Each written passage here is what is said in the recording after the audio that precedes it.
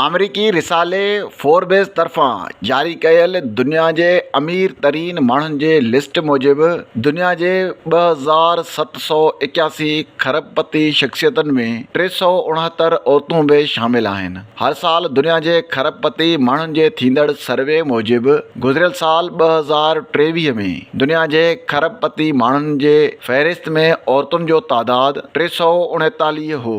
दुनिया जे अमीर तरीन औरतुनि जे मजमूई दौलत जो काथो अटकल 4167 खरब रुपया लॻायो वियो आहे। अमीर तरीन माण्हुनि जे फ़हरिस्त में औरतुनि जो तादाद 12.8% रिकॉर्ड कयो वियो आहे। फ्रांसीसी औरत फ्रांसवाज़ 276 खरब रुपयनि जे मालियत सां दुनिया जी अमीर तरीन औरतुनि जे फ़हरिस्त में पहिरें नंबर ते आहे, जॾहिं त भारतीय औरत सावित्री जिंदाल बि दुनिया जे अमीर औरतुनि वारे लिस्ट में 6 नंबर ते आहे। दुनिया जे खरबपति औरतुनि जे लिस्ट में पहिरें 10 औरतुनि मां 9 ॼणनि खे वालिद या मुड़ुस जे ख़ानदानी विरासत मां मिल्कियत मिली आहे। हिकु औरत खे पंहिंजे वालदा जे विरसे मां ऐं हिकु औरत पंहिंजी महिनत सां खरबपति बणिजी दुनिया जे 7 नंबर ते अमीर तरीन औरत आहे। लिस्ट मूजिबि 74 विरहनि जे अमरीकी एल्स वाल्टन दुनिया जे टॉप 10 में 2 नंबर ते आहे, जंहिंजी कुल मिल्कियत 201 खरब रुपया आहे।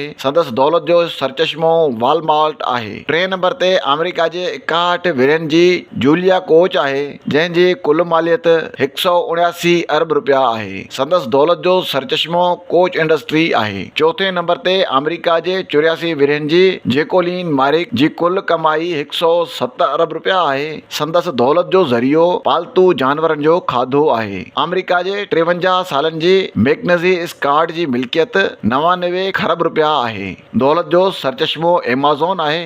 2019 में अरबपति जीफ बेज़ोस खां तलाक खां पोइ हुन खे एमेज़ॉन जो 4% हिसो मिलियो हो। 6 नंबर ते भारत जे Jindal steel and power limited जे नॉन एग्जीक्यूटिव चेयरपर्सन 74 विरहनि जे सावित्री जिंदाल 93 खरब जे असासन जी मालिक आहे। 79 विरहनि जे राफिला एपोंट डायमंड 7 नंबर ते अमीर तरीन औरत अतालवी ऐं स्विस शहरियत जी मालिक आहे। उन जी मिल्कियत 92 खरब रुपया आहे ऐं उन जी दौलत जो ज़रियो शिपिंग आहे। 78 विरहनि जी अमरीकी औरत मरियम एडल्सन जे दौलत 89 खरब रुपया आहे ऐं दौलत जो सरचश्मो लास वेगास कैसीनो आहे। 9 नंबर ते 70 विरहनि जे ऑस्ट्रेलियाई जीना रेन हार्ट आहे, जंहिंजी कुल मिल्कियत 85 खरब रुपया आहे। संदसि कमाईअ जो ज़रियो कोयले जा खाण आहिनि। 10 नंबर ते 62 विरहनि जी अमरीकी एबिगेल जॉनसन जी कुल मिल्कियत